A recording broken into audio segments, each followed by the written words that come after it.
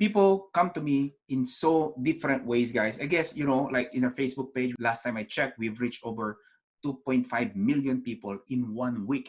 We have tons of messages, tons of questions. And I can see sometimes yun nga yung mga pattern, minsan it's the same thing, pare-pareho. Sir John, gusto ko po ng online business eh. Pero wala po akong alam dyan eh. Kaya ka nga mag-aaral eh. Walang ipinanganak na marunong magnegosyo. Hindi ba malinaw yun?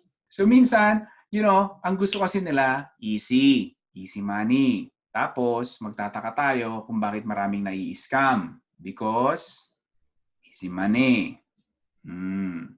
Right? And I'm telling you right now, guys, IBMC, this is front-loaded. There will be a lot of work in the beginning. But remember, guys, you're building your own business. And here's the good news. You don't even have to quit your job to make this thing happen.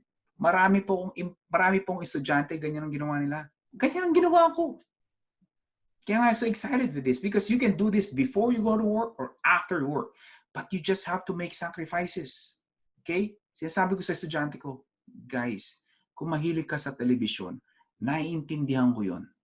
Pero trust me on this. Let me take you by the hand. Follow me for now. Magtiis ka muna.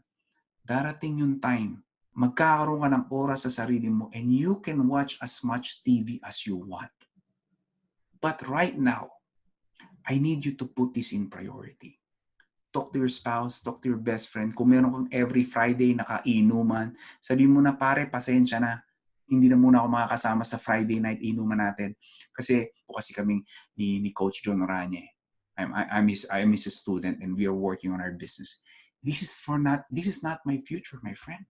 This is for your future.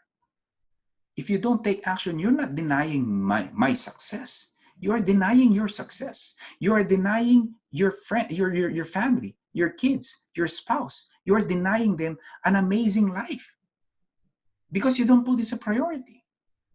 Wait, before you go, do not forget to click that red subscribe button below. Appreciate it. Thank you for watching.